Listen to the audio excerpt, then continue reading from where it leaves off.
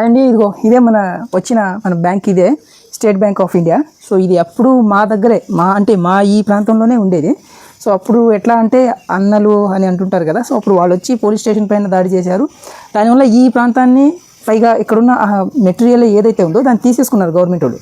అది తీసేసుకున్న తర్వాత కాంట్రాక్ట్ అయిపోయింది, పైగా అదంతా లూజ్ అయిపోతుంది ఆ కొండంతా. సో దానివల్ల అది క్లోజ్ చేసి ఇక్కడున్న కార్మికుల్ని ఉన్న అధికారులందరూ ట్రాన్స్ఫర్ అయ్యి ఎక్కడెక్కడో వెళ్ళిపోయారు. అయితే ఇది ఎట్లాగే ఉండిపోయింది. సో అప్పుడు అలా వేరే వాళ్ళు వచ్చి అట్లా బాంబు వేశారని ఆ ఉద్దేశంతోనే ఇదంతా తీసేశారు. సో ఇదే మన స్టేట్ బ్యాంక్ ఆఫ్ ఇండియా. దీంట్లో ఇప్పుడు చూసుకుంటే అంతా చెట్లు అయ్యి మొత్తం పెరిగిపోయినాయి. సో చెత్తగా ఇదే ఫస్ట్ ఎంట్రన్స్లో రావడానికి వచ్చిన తర్వాత ఇక్కడ అందరూ కూర్చుంటారు. సో ఇది మేనేజర్,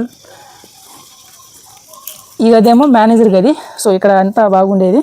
సో ఇటు సైడ్ అంతా ఇన్సైడ్ ఇదంతా ఎట్లా అంటే ఇది రిసెప్షన్లో ఇక్కడ ఎట్లా అయితే కూర్చుంటారు లాగా ఇదంతా ఏంటంటే ఆ సిస్టమ్స్ పెట్టేటోళ్ళు.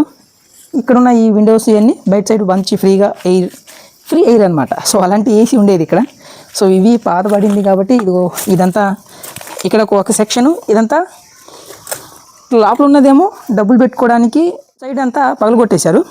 ఇది డబ్బు దాచిపెట్టుకోవడానికి ఇక్కడ కొన్ని సిస్టమ్స్ ఇద్దరు మట్టుకే ఉండేటోళ్ళు ఈ గదిలో. ఇవన్నీ చూసుకుంటే పాతబడ్డాయి, ఇవన్నీ పగిలిపోయినాయి. మళ్ళీ బ్యాక్ సైడ్ అవుట్ సైడ్ వెళ్ళాలనుకుంటే అటు నుంచి వెళ్ళడానికి ఇది బ్యాక్ సైడ్ ఉన్నది కారిడార్లు, మళ్ళీ ఇది అవుట్ సైడ్ డోరు.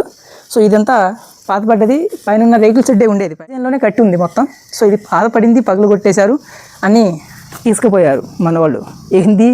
ఇండియా అంటే ఏది ఉంచరు, ఫ్రీగా ఉందంటే అన్నీ పీక్కుపోతారు. సో అలాంటిది కాబట్టి ఇది మన స్టేట్ బ్యాంక్ ఆఫ్ ఇండియా.